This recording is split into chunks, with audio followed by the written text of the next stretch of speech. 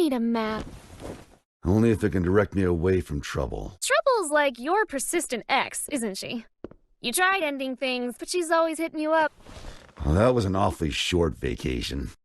On the bright side, it was your longest yet. I am really bad at fighting games. Like, really bad. Awful. Dreadful. Dog water. I'm quick to panic, I don't plan my offense very well, and I'm super inconsistent with my inputs. Despite this, I love fighting games. The characters, the action, there's so many great things that make this unique genre amazing. Take the skill set required to play them, for example. They're somewhat similar to those found in other competitive games like shooters and MOBAs, such as quick thinking and knowing proper positioning. But they aren't quite the same, and because of this, there isn't much overlap between fan bases. I myself, who's played shooters like his whole life, couldn't even fathom fighting games until 2018 when I picked up Dragon Ball FighterZ. So I know what it's like to be an outsider looking in, and how daunting it can be to try to get into such a mechanically complex genre of games. There's just so much nuance, lingo, and just general knowledge you need to even get started. What the fuck is a quarter circle? Chief, you mind telling me what you're doing in that game? Sir, quarter circles. Sir, Commander. But this video isn't here to teach you how to get into them. There's plenty of resources out there already. No, this video is to tell you why you should overcome these hurdles. So bear with me as I take you by the hand and violently throw you into the world of fighting games.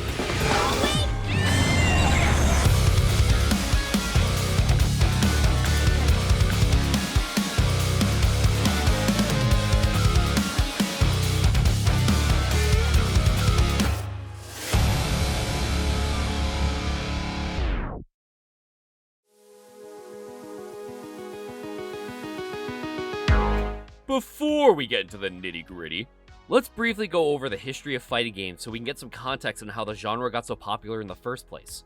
The first fighting game, technically speaking, was an arcade boxing game called Heavyweight Champ. Releasing in 1976, this simple, yet interesting game utilized two boxing gloves you could move up or down for defense or offense. While you couldn't control the character's movements, this ability to choose where you struck the AI opponent introduced the concept of highs and lows. A whole 8 years later, we would see the first official entry to the genre. Considered the grandfather of fighting games, Karate Champ was the first game to utilize movement inputs. The cabinet came installed with 2 arcade sticks, and different actions could be performed depending on what direction you moved said sticks. While extremely basic, this game laid the foundation of what would become motion-based technical inputs further down the line. A year later, in 1985, Ye Are Kung Fu would release to arcades. This game introduced yet another important element to the genre, that being a cast of unique characters. Everything that came before it offered generic martial artists to be used as punching bags for your own generic martial artist. Ye Ass Kung Fu had a roster of uniquely designed fighters, each with their own fighting styles. And that's not all. It was also the first to introduce a health system. That's right! Everything else used a point system, much like those of actual modern combat sports. The more effective of a hit you landed, the more points you were awarded. Ye Ass, however, used actual health bars. Truly a revolutionary innovation. Several more games would release between then and the next one that we're going to be talking about, including the first game within its franchise. But in 1991, it released. If Karate Champ is the grandpa of the genre, then Street Fighter II is the big daddy. Here we go! This game not only improved on everything its predecessors introduced, it also brought plenty of its own to the table. Let me know if any of this sounds familiar. A cast of memorable and unique characters, skill-based gameplay with a high skill ceiling, fluid animation and colorful design, fucking catchy-ass music. Everything that had come before walked, so Street Fighter II could fucking soar. And while other games before it had basic arcade modes, SF2 had a cast of multiple characters to choose from, each with their own stories to follow as you progressed. They even had their own cutscenes. This innovation created the formula for the classic arcade mode that is still used to this day. But that pales in comparison to its greatest innovation: multiplayer. Before Street Fighter II, fighting games were all single-player experiences where you fought against a computer. But that all changed with the release of the Street Fighter sequel. The addition of competition against other players added a whole new element to the genre. You'd get sucked in by the cast of characters to choose from, attaching yourself to the one that appeals to you the most. Then, the competition would motivate you to master that character, to become the very best. All of these elements would come together to make Street Fighter II the biggest game the arcades have ever and would ever see. Before its release, BSF2 if you will, there'd only ever be a couple releases every few years. But ASF2, there was not just an explosion, but a big bang of growth for the genre. 1992, 6 new games including Mortal Kombat and Fatal Fury. 1993, 12 new games including Virtua Fighter. 1994, 18 new games including Killer Instinct, King of Fighters, and Tekken. 1995, 25 new fucking games! And with each new entry, new elements and mechanics would be added to set each franchise apart. Virtua Fighter utilizing a 3D space, paving the way for the 3D fighter subgenre. Mortal Kombat with its gruesome violence and brutal fatality finishers. X-Men vs. Street Fighter introduced the concept of tag team fighting. Guilty Gear with its Roman cancels. There's more. So much more. But I digress. Each would add these elements to stand out, but they all shared the same base elements that they took from Street Fighter 2. But what exactly is it about those elements that attracted so many people?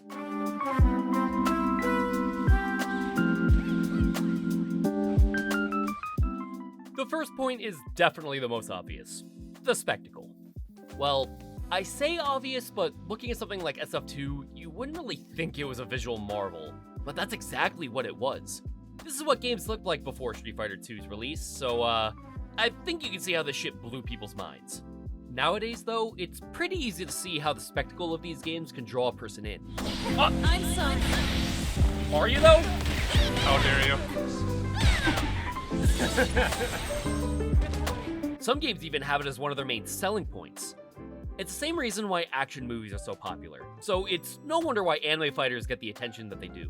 Hell, it was fighters that got me into the genre in the first place because I was just so into Dragon Ball at the time. But the most important element of the spectacle is actually control. All of the coolest stuff is locked behind skill. As you improve, you'll be able to do cooler and cooler shit. As you do cool shit, there's a sense of accomplishment that you get. You worked hard to get to where you're at, and you're rewarded with flashy attacks and potentially a win. The first time I performed a Touch of Death combo, I lost my fucking mind.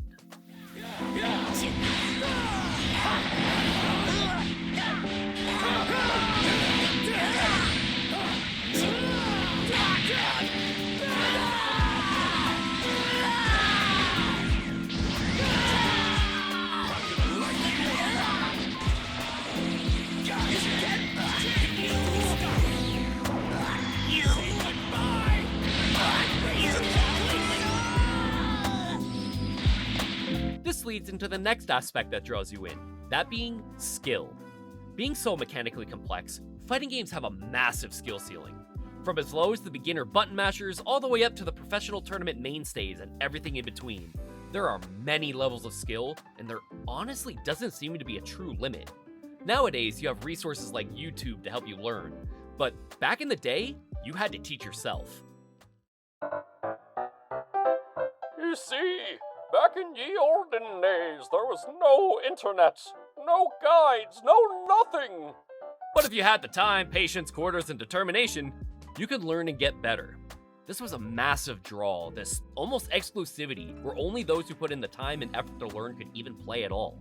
To this day, the skill requirement and skill ceiling are two of the biggest pillars of fighting games.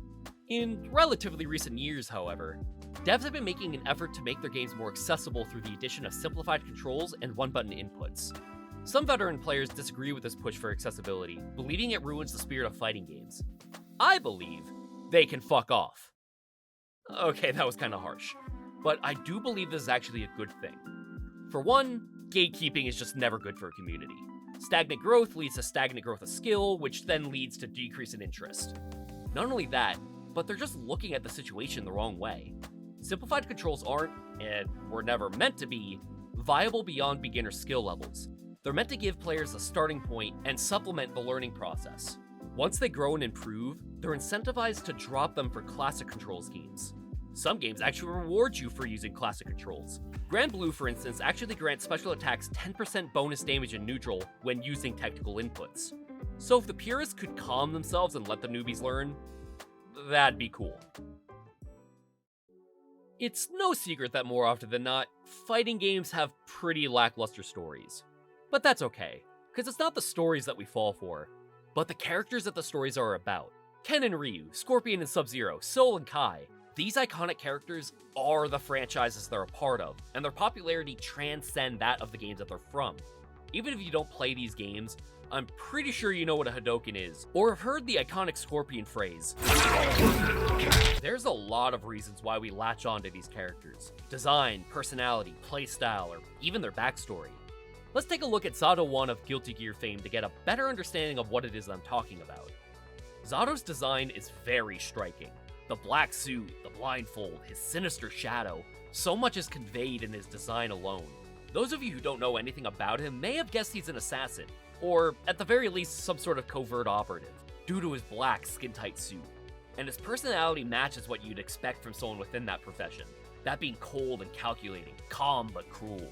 But beyond that, he also has a soft spot for those who find themselves in similar situations as him, namely orphans and those discarded by society. We barely survived. Had I been focused on protecting you, we very likely would not have made it. That's how it should be. That's what it means to be partners. In-game, he has a very unique playstyle. He's what's known as a puppet character, meaning you don't just control him, but a separate entity as well. This fighting game archetype is infamous for being very complicated, but rewarding. Unfortunately, Zato was pretty bad in Strive until pretty recently. But many still love the character, and a big reason for that is his story. Strap in! Guilty Gear's story is weird, convoluted, and I won't be going over it in that much detail, so bear with me.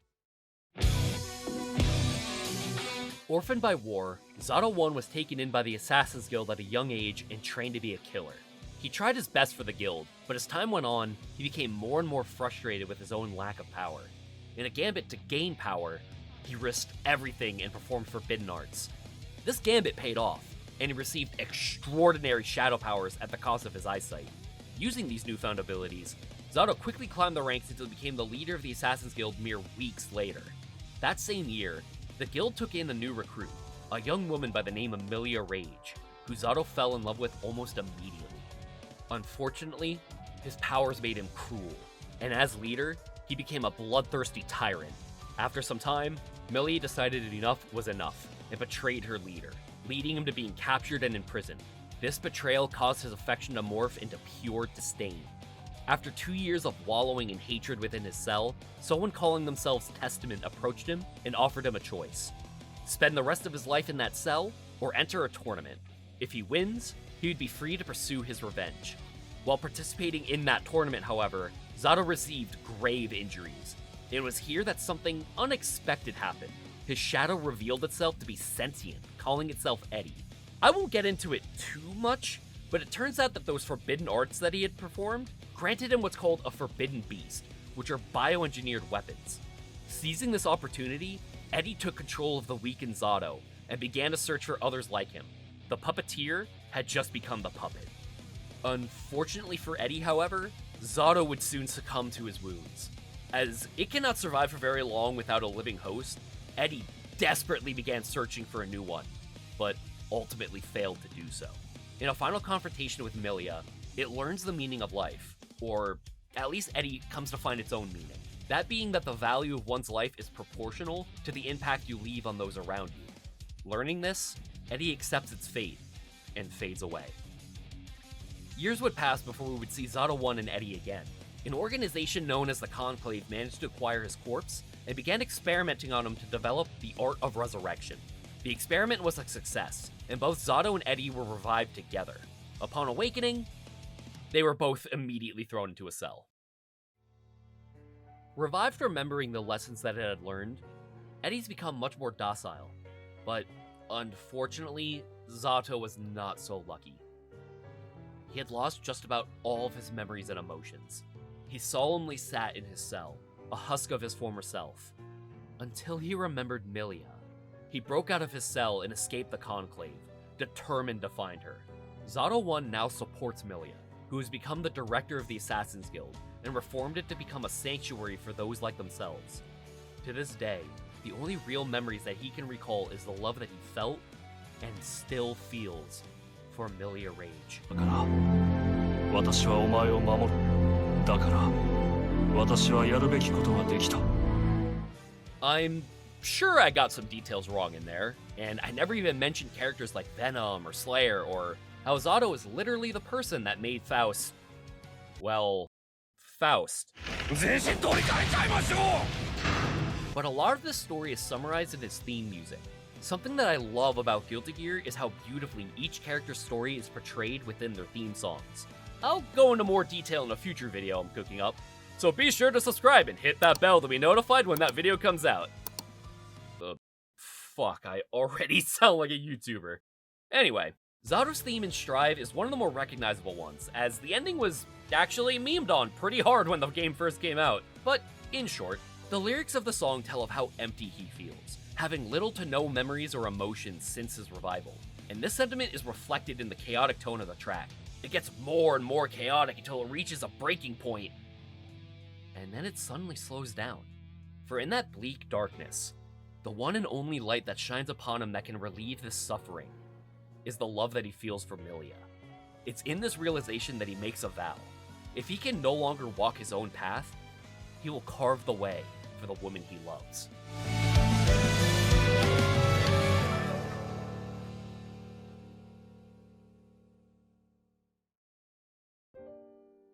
Christ, I spoke about someone who's not even my favorite character for way longer than I originally intended. But this kind of proves the point that I wanted to get across.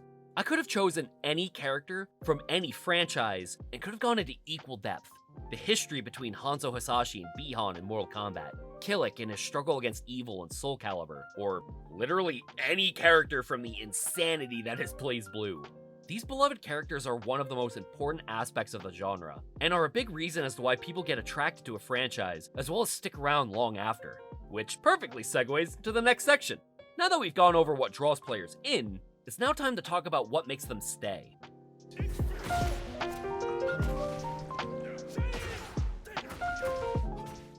The first point that I'd like to talk about here is the amazing community surrounding the genre. This is gonna sound hyperbolic, but I truly believe that the fighting game community, or the FGC for short, is the greatest community in gaming. Sadly, that isn't exactly a high bar to reach. And that's not to say the FGC doesn't have any bad apples. I mean, there's an entire subreddit dedicated to scrub quotes, but there's a real sense of camaraderie that permeates throughout it that you don't really see in any other gaming communities. Everyone is super helpful and supportive, from the content creators making character and combo guides to the pro players embracing their own after a massive win. New York embraces their own, embraces their most beloved son, Nitro, straight out of the city. And the respect everyone feels for each other is palpable, at least for the most part. There's a pro player that's been around for a while named Leffen. You may have heard of him since he has a couple of EVO Championship titles under his belt. He's also infamous for being kind of a dickhead. He said in an interview a while back about how he embraces being the villain within the community. Yeah, so I was branded pretty early as a villain, and in the beginning I didn't really care about it, but as time went on, I started realizing that if I am to have a role in this match scene, I actually do like the villain role, and it gets very stagnant sometimes, and people, since everyone's friends, no one's really pushing each other because, you know, you're not gonna try that hard to beat someone you're really close with. I don't know if I agree with his reasoning here though. Just because you're friends with someone doesn't diminish the competitive spirit that you feel, especially when you're playing for the big bucks. Not only that, but it's just not as fun when people stop trying to get better. It goes back to what I was saying before. Stagnant growth begets stagnant interest, for both competitors and spectators. But instead of antagonizing each other, everyone in the community is constantly building each other up. And it's beautiful to see people at the top level just having fun with each other like this. Oh my god! Stay hydrated! I've honestly never felt so at home within a community in my life. Playing with friends, sharing tips with each other, helping each other grow. It's just awesome.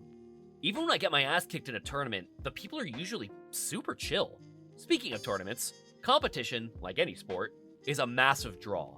Whether we're talking about professional tourneys or casual matches against friends, competition is just fun. It motivates you to improve and at higher levels, offers the chance to get paid.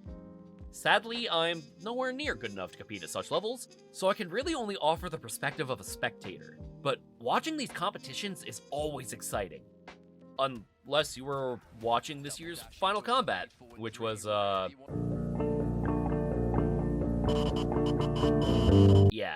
yikes. But take a look at these clips and just try not to get hyped. And can we have this? Yeah, I want to see the crowd for the end. I want to see the crowd plus the game. Shout out to production.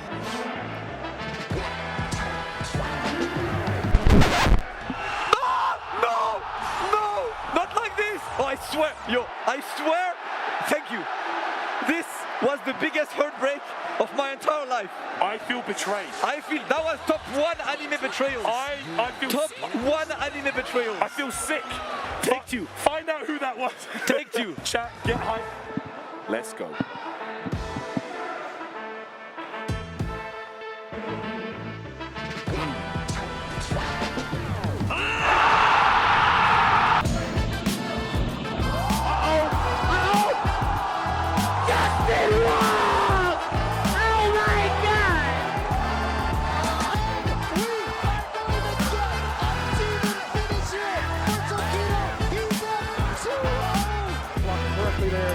That's a huge combo right here. No.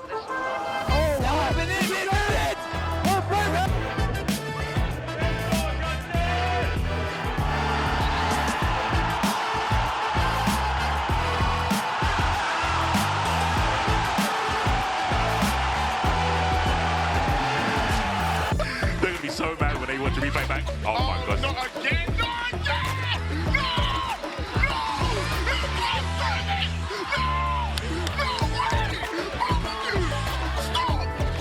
It's not over. It's not over.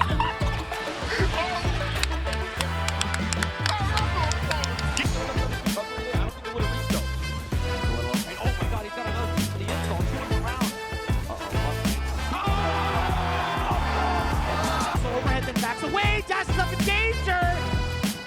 Chip. Oh my god, no. Okay. I'm blocking both sides now. H Mystic Ball. This is huge. Sonic Fox goes for the reset the challenge. Goichi was ready for it. He brings them up. This is it. Drop them. Keep it simple. There it is. Goichi, your Dragon Ball Fighters 2019 Evo champion.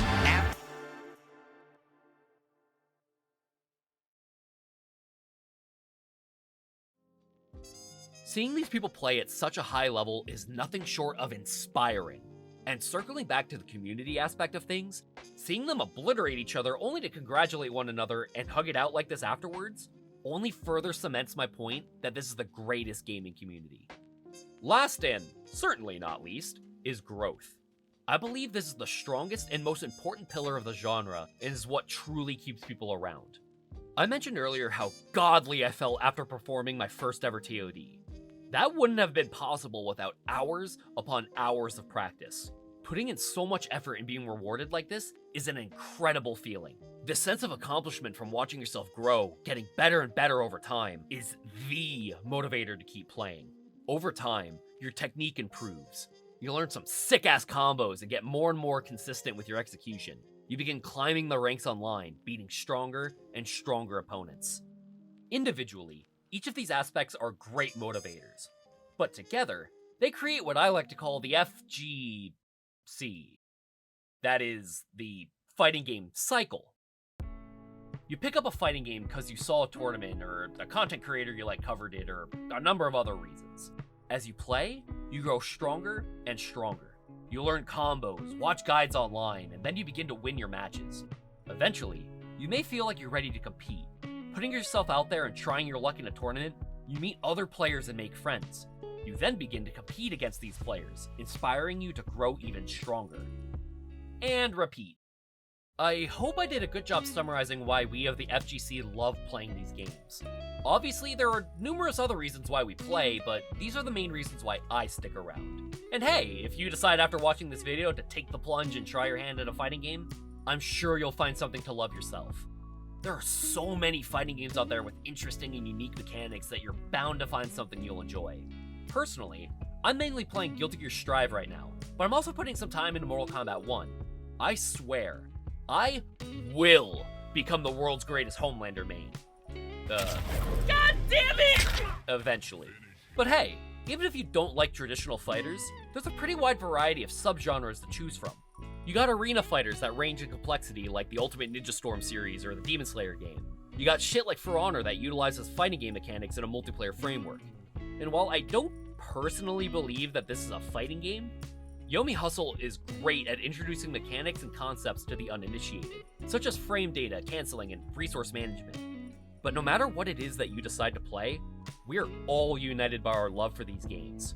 Whether you're a casual or a sweat, never feel discouraged. Just keep trying and keep having fun. Because even though we may be rivals, we of the FGC always got